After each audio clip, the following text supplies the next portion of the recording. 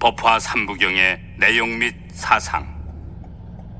법화 삼부경의 개경이라 할 수 있는 무량의경의 주된 내용은 한량없이 다양한 가르침도 결국 한 가지 가르침에서 기인한다는 것이다. 그 한 가지 가르침이란 바로 모양 없는 도리를 말한다. 이 도리는 삼라만상을 총체적으로 아우르되 한 찰나도 쉬지 않고 끊임없이 생멸하는 삼라만상의 온갖 변화에 따르지 않고 모양 없이 존재한다. 그래서 생겨나고 유지되고 변화하고 사라지는 일체의 제법이란 현상적으로는 존재가 인정되지만 참된 실상의 분상에서는 한 티끌도 없이 언제나 비어있다. 무량의경에서는 생, 주, 이, 멸 혹은 생로병사로 변화하는 현상과는 무관하게 생명 자체에 변하지 않는 도리가 있음을 일깨워준다.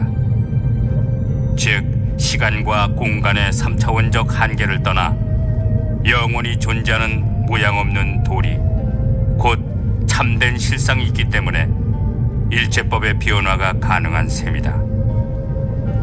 이는 본래 누군가에 의해 만들어지거나 저절로 생겨난 것이 아니기 때문에 또한 파괴되거나 사라지지 않는 영원한 생명의 근본 원리이다. 쉽게 말해 아라비아 숫자를 1부터 시작해서 아무리 큰 숫자까지 헤아린다 하더라도 그 낱낱 숫자마다 제로를 곱하면 모두 제로가 되는 것과 마찬가지 이치이다. 즉 모든 존재의 속성이 공이므로 아무리 크고 요란한 존재, 태양, 별, 산, 바다, 권세, 재물, 미모 등등일지라도 근원에서 보면 공일 수밖에 없는 것이다.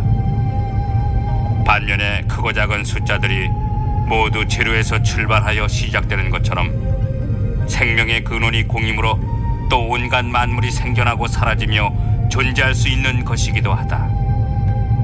바꾸어 말하자면 공은 모든 존재를 부정하는 입장을 지니는 동시에 모든 존재를 긍정하는 입장을 지니고 있다. 이는 마치 동전의 양면처럼 불가피한 속성이다. 따라서 반야경에서 말하는 공사상과 승만경이나 열반경에서 대두되는 열애장, 불성사상은 결국 같은 내용임을 알 수 있다. 이처럼 반야경의 공사상을 무량의경을 비롯한 법화경에서는 제법실상이라는 입장에서 보다 적극적으로 전개시키고 있다. 이에 관하여 나가르주나는 일찍이 대지도론에서 다음과 같이 제1의공에 대해 설명하고 있다. 제1의공이란 제법실상을 말한다.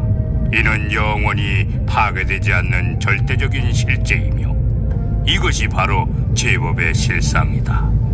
그런데 그것이 현상으로 나타나는 경우에는 결코 고정된 형태를 취하지 않는다. 물질적 대상이든 정신적 대상이든 그 어떤 존재라도 항상함이 없기에 변화가 가능하며 바뀔 수밖에 없는 것이다. 그래서 아무리 오욕죄를 범한 중죄인이라도 지극히 참회함으로써 착한 사람으로 바뀔 수 있고 중병에 걸렸다가도 나을 수 있는 법이다. 모든 사물에 고유한 자성이 있다면 한 번 지어진 것은 영원히 변함이 없어야 한다. 음식도 결코 상하는 일이 없을 테고 나뭇잎이 썩어 거름이 된다는 것은 도저히 일어날 수가 없을 터이다. 어디 그뿐이겠는가? 한 번 봄이 되면 다시는 겨울이 올 수 없으며 씨앗에서는 결코 싹이 나올 수 없고 꽃도 새로 필 수 없지만 만약 신이 꽃을 창조했다면 결코 시들지 않아서 열매는 평생 맺을 수 없게 될 것이다. 아무리 세월이 가도 아이는 자라서 어른이 될 수 없고 중생은 끝내 부처님이 될 수 없다. 그렇지만 몸과 마음의 변화는 수십만 가지로 파도치듯 움직이고 있으며 감정의 변화 또한 다양하게 일어나고 있다. 게다가 현상계의 사물 역시 눈에 감지되든 않든 간에 수십만 가지로 매 순간마다 줄기차게 변화하며 움직인다. 곧 이러한 모든 것은 일체 제법의 자성이었기 때문에 일어나는 것으로, 똑같은 현상이라도 주어진 조건과 환경이 바뀌면 결과 또한 그에 따라 달라지게 된다. 이는 오늘날 유전자 변형이라든가 생명공학을 통해 복제도 가능하게 된 것을 보면 충분히 헤아려 볼 수 있을 것이다. 가령 똑같은 콩이라도 밭의 거름이나 햇볕과 물의 정도에 따라 크기와 수확하는 양이 다르게 된다. 설사 같은 나무에 도달한 잎이라도 햇빛을 받는 위치나 여러 조건 등에 따라 저마다 엽록소의 농도가 달라지게 되고 크기나 모양새도 조금씩 다르게 된다는 것을 관찰할 수가 있다. 심지어 한 가정 안의 형제 자매나 일란성 쌍둥이조차도 성격이나 모양이 제각기 서로 다르지 않은가. 이리하여 중생계에는 저마다의 모양과 성품과 능력과 작용들이 달라서 온갖 삼라만상으로 벌어지는데, 이는 고정된 자성이 없기에 가능한 것이다. 본 성품이 공하기 때문에 일체의 만법으로 다양하게 전개될 수 있다는 말이다. 이러한 공과 제법의 관계는 서로 같지는 않지만 다르지도 않은 불가분의 관계로서 비었다 해도 완전히 허무한 단멸공은 아니며, 또 만법이 있다 해도 진실로 있는 것이 아니다. 이런 중도의 이치를 모르고 겉으로 드러난 차별성에만 빠져 있으므로 중생은 본래 청정하고 평등한 도리를 깨닫지 못하는 것이다.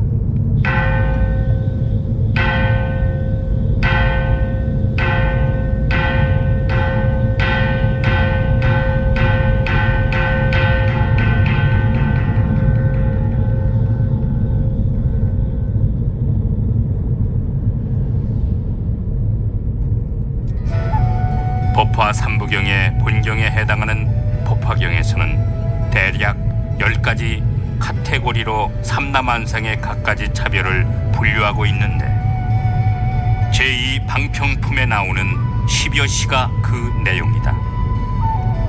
물질적이거나 정신적인 모든 현상은 그의 합당한 모양, 성품, 본질, 능력, 작용, 원인, 조건, 결과, 과보, 본말, 구경 등의 특징을 저마다 구비하고 있다는 것이다. 그러나 어찌 10가지의 특징만 있겠는가? 좀 더 세밀하게 구분할 것 같으면 20가지나 30가지의 특징이 존재할 수도 있을 것이다. 실제 법본에서는 법 자체, 존재 양식, 상태, 특질, 본성이라는 5가지 범주로 분류하고 있기도 하다. 구마라집이 번역한 한문본에는 위에서 언급한 바와 같이 10가지로 나열되어 있는데, 마지막에 본말, 구경 등이란 사물의 온갖 특징들이 결국에는 절대적으로 평등할 수밖에 없다는 뜻이다. 왜냐하면 제각기 다른 특징들이 근원적으로는 모두 공성을 바탕으로 하고 있기 때문이다. 여기에서 말하는 공성이란 바로 실상을 말하며 진여 혹은 법성이나 중도, 열반 또는 참마음이라고 하고 묘법이라고도 한다. 이는 중세 기독교의 범신론자들이 말하는 신성과 결코 무관하지 않다. 이런 관점에서 절대적인 우주의 대생명력을 부처님 혹은 하느님이라고 한다면 사실 종교 간에 그다지 상충될 바가 없게 된다. 이는 이름만 다르지 내용상으로는 법신의 한 가지 개념이기 때문이다. 모든 부처님께서 세상에 나오신 한 가지 근본 목적도 바로 이를 깨우쳐서 중생을 부처님의 경지에 도달하게 하려는 것이다. 부처님의 지혜를 성취하여 중생으로 하여금 부처님이 되게 하는 것이 모든 부처님들의 소망이며 권력임을 누누이 강조하고 있다. 이 사상은 모든 존재가 평등하게 부처가 될 수 있다는 일불승의 커다란 대승 사상으로 활짝 꽃피우게 된다. 즉, 석존께서는 방편 속에 감춰져 있는 진실을 알라 하시며 방편을 통해 실상을 나타내는 객원현실 혹은 개삼현일의 입장에서 방편의 중요성을 강조하면서 또 방편에 속지 말 것을 경고하신다. 여기에서 말하는 일불승이란 그동안 경시되어 왔던 성문, 연각의 이승들도 계속 정진하다 보면 보살로 성숙되어 성불할 수 있다는 뜻이다. 다시 말해 이승이나 삼승 모두가 일승으로 나아가기 위한 방편으로 필요한 과정이며 경에서는 이것을 해삼기일의 방식으로 회통하여 성문제자들에게도 성불의 수기를 주고 있다. 심지어 교단의 우두머리가 되고자 실제로 석존 자신을 죽이려 했고 교단을 분열시켰던 제바달다에게까지도 똑같이 성불한다는 수기를 내리고 있다. 어디 그뿐인가? 부처님 당시로 말하자면 사회 인권적 상황이 말할 수 없이 열악하기만 했던 고대 봉건시대 상황 속에서 여성, 그것도 용녀라는 축생의 성불조차 명백히 인정하고 있으니 가히 혁명적이라 아니할 수 없다. 이로써 법화경에 또 한 가지 중대한 사상이 펼쳐지는데 바로 본불 사상이다. 일반적으로 법화경 28품 가운데 제1품부터 제14품까지를 정문이라 하고 제15품부터 제28품까지를 본문으로 분류한다. 이는 천태지의 스님이 내용상 분류했던 것으로 본래 경전에서부터 나뉘어져 있던 것은 아니다. 제16 열의 수량품은 본문 가운데의 핵심이라 할 수 있으니 바로 부처님의 본체에 대해 설하고 있기 때문이다. 즉, 석존께서 출가하신 후 보통 6년 고행 끝에 깨달음을 얻어 이번 생에 부처님이 된 것으로 인식하고들 있지만 기실은 아득한 구원겁의 옛날에 이미 성불했었다는 점이다. 보통의 중생과 똑같이 태어나고 인멸하신 과정을 보여주신 석가모니 불께서 사실은 영원 불멸한 본불임을 밝히고 있다. 즉, 부처님의 본체는 영원 불멸한 우주의 대생명 자체이다.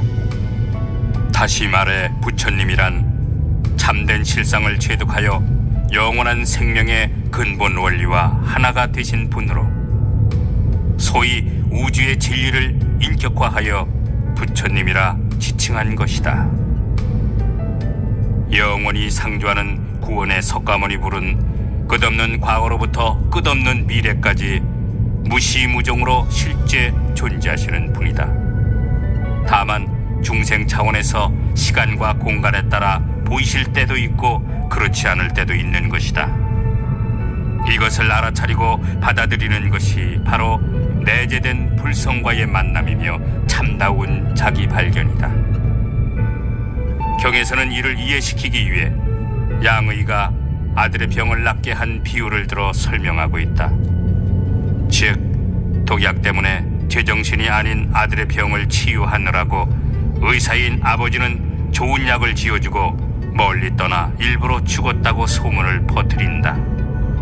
하지만 아들이 약을 먹고 낫게 되면 실제 죽은 것이 아니므로 돌아오게 된다. 다시 말해 번뇌가 깊은 중생을 구제하느라고 부처님께서 열반을 말씀하시고 시연하셨을 뿐 참으로 열반한 것이 아니라는 뜻이다. 부처님의 영원한 생명은 곧 중생이 어떻게 해야 영원한 생명을 얻을 수 있는가에 대한 해답을 제시하고 있다. 그것은 말할 것도 없이 잘못된 생각에서 벗어나 참된 진리를 깨닫고 성불하는 길이다. 법화경에는 이 밖에도 제3비유품의 화택의 비유와 제4신의품의 궁자의 비유, 제5 약초유품의 약초의 비유, 제7 화성유품의 화성의 비유, 제8 오백제자 수기품의 옷 속의 보배 비유, 제14 안락행품의 상투 속의 명주 비유 등을 예시하고 있다.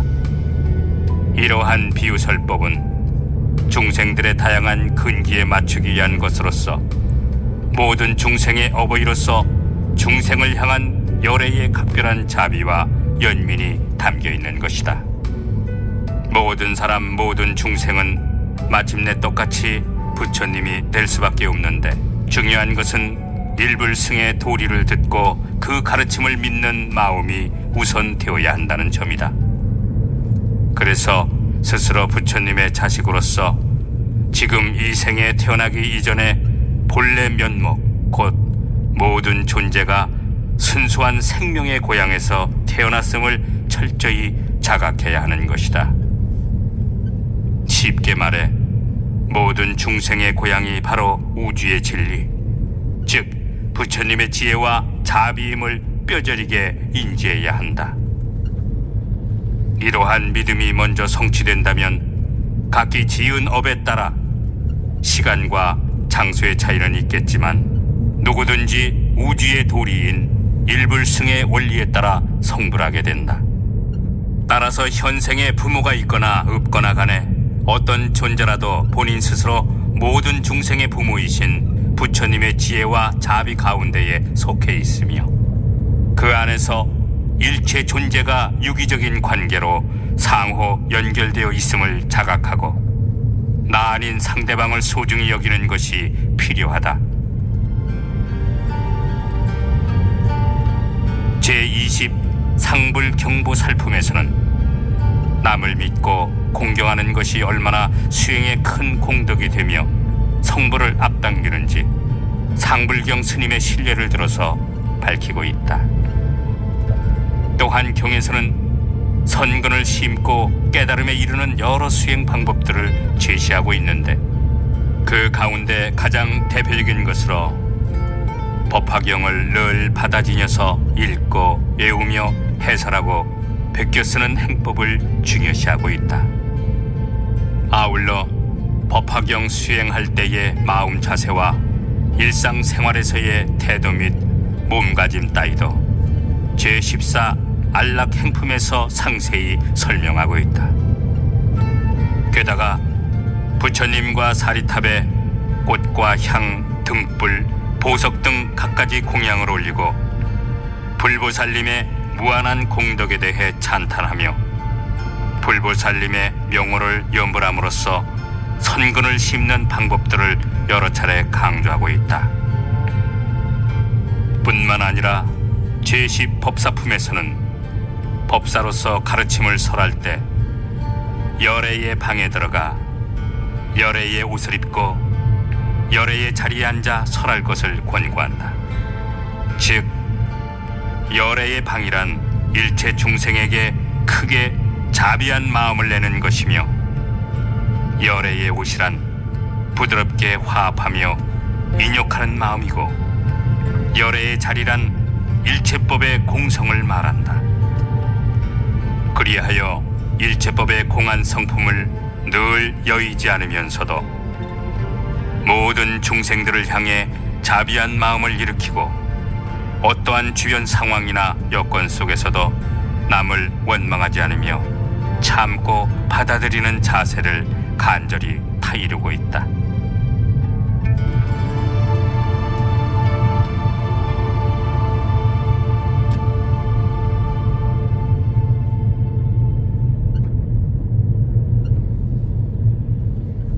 이렇게 내재된 불성을 체득하고 참된 부처님 지혜를 발현시키기 위해 보다 구체적인 실천 행법을 설한 것이 법화 삼부경의 결경에 해당하는 불설관 보현보살 행법경이다. 석가모니 불께서 석 달 뒤 열반에 들겠다는 말씀을 하시자 아난과 가섭존자 그리고 미륵보살이 함께 자리에서 일어나 부처님께 다음과 같이 여쭙는다. 열애께서 열반하신 후에 어떻게 하면 중생이 보살의 마음을 일으켜서 대승의 방등 경전을 수행하여 일불승의 실상 경계를 바르게 기억하고 생각할 수 있겠습니까? 어떻게 하면 이 없이 높은 깨달음으로 나아가는 마음을 저버리지 않겠습니까? 어떻게 하면 또 마땅히 번뇌를 끊지 못하고 오용락을 여의치 못했더라도 모든 기관을 청정히 하고 모든 죄업을 소멸시킬 수가 있겠습니까?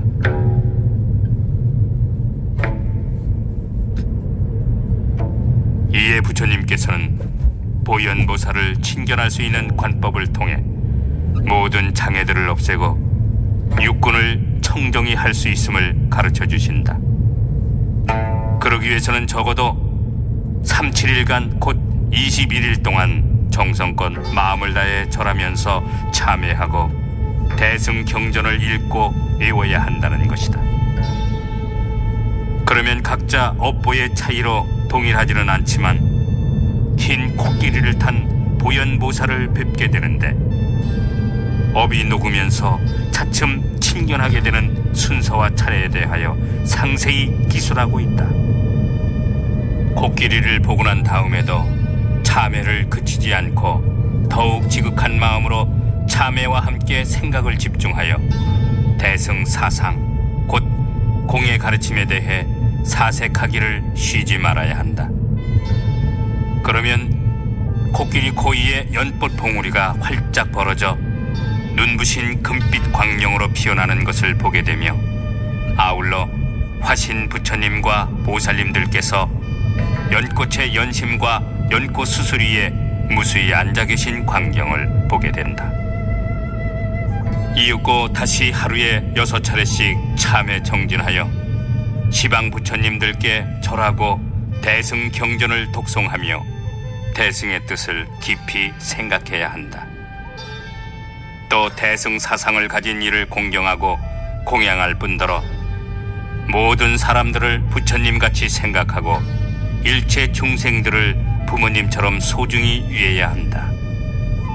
그렇게 되면 이윽고 30 이상을 전부 갖추어 백호 광명을 찬란히 비추는 보현보살을 친견할 수 있게 된다. 수행자가 마음으로 밤낮 대승을 생각하여 끝까지 버리지 아니하면 꿈속에서도 보현보살을 친견하며 보현보살 가르침에 따라 시만이 트여 여러 부처님들도 친견하게 된다. 하지만 여기서 그치지 않고 더욱 오체투지하며 참회하면 보현보살이 지난날의 모든 어변을 들려주고 본인 스스로 허물을 드러내어 참회할 것을 권하신다. 이에 따라 청정해짐으로써 제불 현전 삼매를 증득하며 다시 육군 참회를 통해 백천만억 선달한 일을 얻고 많은 부처님들을 친견하게 된다. 이 단계에서 또 대승 경전을 독송하며 참회를 거듭하면 석가모니 불께서 실제로 영치산에서 모든 대중들에 둘러싸여 법화경 설하시는 광경마저 보게 된다. 참회하는 순서에 관해서는 우선 깨끗하게 목욕하고 정결한 옷으로 갈아입은 다음 좋은 향을 사르며 고요한 곳에서 대승 경전을 독송하라고 가르치고 있다. 그리고 제1의 공, 곧 실상의 가르침에 대해 깊이 사색할 것을 권유하고 있다. 대승경을 읽고 대승의 뜻을 사색하여 생각하는 염력이 강해지면 자연 석가모니불, 다보불탑, 여러 분신 부처님들, 보현보살, 문수보살, 야광보살, 약상보살 등을 친견하게 된다. 불설관 보현보살 행법경에서 강조하는 진정한 참회란 실상을 관하는 것이다. 즉 중생의 고통이란 번뇌로 인해 기인한 것이며 번뇌란 없는 것을 있다고 여긴 뒤바뀐 생각으로부터 일어난 것이기 때문이다. 다시 말해 모든 업장이 망상으로부터 비롯된 것으로 망상 역시 본래 있는 것이 아니다. 따라서 중생이 느끼는 업의 고통도 사실은 공한 것이며 중생이 추구하는 쾌락 역시 공한 것임을 깨달아야 한다. 그리하여 현상계의 온갖 차별 속에서 본래 청정하고 평등한 실상 경계를 파악하게 되면 일체법 그대로가 해탈이고 열반이며 법신의 나툼임을 꿰뚫어 알게 된다. 이는 업이란 것도 결코 결정된 것이 아님을 강조함으로써 참회와 수행을 통해 업을 바꾸어 나가야 함을 웅변하고 있는 것이다. 경의 말씀에 따르면 어떤 자이든 하루에 6차례씩 시방 부처님들께 절하고 고요한 곳에서 대승 경전을 외우며 제일 궁극적 이치인 공의 가르침에 대해 깊이 사색한다면 손가락 튕기는 찰나에 헤아릴 수 없는 생애 동안 지었던 수많은 억겁의 생사중재들을 제거할 수 있다고 한다. 즉 인생업보의 모든 차별이 본래 근원에서 보면 한결같이 공하여 전부 평등함을 깨닫게 되면 중생의 근기에 맞추어 모든 세존께서 수행자를 위해 모양 없는 도리 곧 제1의공에 대해 설명해 주신다. 이를 바로 알아듣고 놀라거나 꺼름직하게 여기지 않으면 보살주의에 들어 성불이 보장되니 이 단계에 들어서야 진정한 참회라 할 만한 것이다. 이것을 일러 대참회라 하며 죄의 흔적까지 없애는 참회라고 부른다. 그래서 불설관 보현보살 행법경에서는 부처님 열반 후 부처님 제자로서 참회할 제업이 있다면 오로지 대승 경전을 독송하며 부처님께 절하고 마음을 기울여 대승의 공사상을 생각하고 참회할 것을 거듭 당부하고 있다. 시방의 모든 불보살들도 대승의 진실한 의미를 사색했기 때문에 100만억 급 동안 지었던 무수한 생사중재들을 일시에 소멸할 수 있었다는 것이다. 그리하여 모든 부처님들께서는 대승 경전을 통해 오한을 구족하셨으며 법신, 보신, 화신의 세 가지 몸도 대승 경전에서부터 비롯되었다고 한다. 다시 말해 대승 경전은 시방 3세 모든 부처님들의 안목인 동시에 과거, 현재, 미래의 모든 부처님들을 나오게 하는 씨앗인 것이다. 따라서 대승 경전인 법화 삼부경을 지니는 자는 곧 부처님 몸을 지니는 것과 다름없으니 대승을 수행하여 앞으로 법의 종자가 끊어지지 않도록 하라고 단단히 주의시키고 있다. 결국 참회란 단순히 엎드려 절하며 뉘우치는 데서 그치는 것이 아니라 절하는 것과 함께 대승경을 독송하고 그 뜻을 깊이 사색하여 참된 실상의 경지에 이르러 제업의 본성이 공함을 체득해야만 전부 소멸되는 것임을 알 수 있다. 특히 흥미롭게도 불설관 보현보살 행법경에서는 현대를 살아가는 일반 신도들의 참회법도 따로 열거하고 있다. 1. 삼보를 비방하지 말고 출가하는 것을 막거나 수행하는 일을 장애하지 말라. 동시에 대승 사상을 지닌 사람에게 필요한 것들을 공양하라. 2. 부모님께 효도하고 우어른들과 스승을 공경하라. 3. 바른 법으로 나라를 다스려야 하고 국민을 곤경에 처하게 해서는 안 된다. 4. 육제일을 지켜서 살생을 금하고 본인의 힘이 닿을 수 있는 대로 주변에도 살생하지 못하도록 해야 한다. 5. 마음속 깊이 인과법을 믿되 일불승의 실상 도리를 굳게 믿어서 부처님은 영원히 열반하지 않고 존재하심을 알아야 한다. 경에서는 이러한 참회법을 수행하는 자라면 그가 어떤 이치에 있든지 간에 모든 부처님들의 가호 아래 머지않아 무상 정각을 이룰 것이라고 보증하고 있다.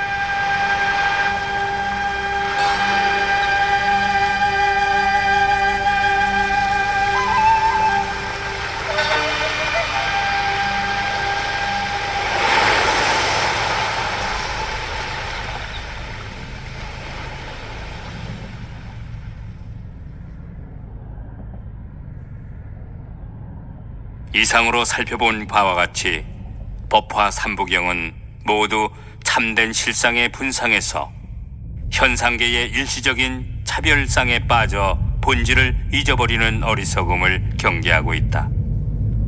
바꿔 말하면 인류가 가장 행복할 수 있는 근거를 제시하고 있는 셈인데, 곧 모든 법이 한 가지 근원에서 출발하고 있기 때문에 화합과 평화가 가능한 것이다. 이웃과 이웃이, 민족과 민족이, 개인과 개인이 서로 약간의 특색을 가지고 다른 것을 주장하며 계속 분별하게 된다면 처음엔 미세했던 작은 차이가 나중에는 메꿀 수 없이 큰 차이로 벌어져서 반목하게 되는 점을 경계하고 있다. 이는 비단 보이는 것에만 한정되지 않고 보이지 않는 사상과 종교와 이념들에서도 마찬가지이다. 그렇다고 이것저것 다 뒤섞여보자는 의미가 아니라 온갖 법이 실상을 떠나 존재하지 않는다는 뜻이다. 곧 실상을 떠나 따로 존재하는 사물은 한 가지도 없으니 이를 알고 보면 무상하게 변천하는 이 세상의 온갖 법은 한갓 껍데기에 불과하다는 의미이다. 아무리 화려하고 자랑스러운 것일지라도, 또 아무리 초라하고 부끄러운 것일지라도 껍데기로 오고 가는 것이라면 똑같이 껍데기에 불과하여 거기에 좋다 나쁘다 시비하며 매달릴 이유가 하등 없는 것이다.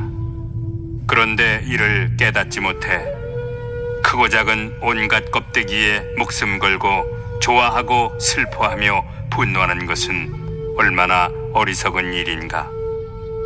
따라서 법화 삼부경의 무량의경과 묘법연화경, 그리고 불설관 보현보살 행법경에서는 모두 한결같이 껍데기에 속지 말고 실상에 대한 바른 안목을 갖추도록 거듭거듭 당부하고 있다. 그래야만 인류가 쓸데없이 반목하며 전쟁을 일으키거나 부질없는 욕심으로 서로에게 상처를 주고 죄업을 쌓는 일이 없어질 것이다. 이 점에서 법화 삼부경은 인류에게 진실한 생명을 얻게 하고 행복으로 나아가는 길을 밝힌 경이라 하겠다.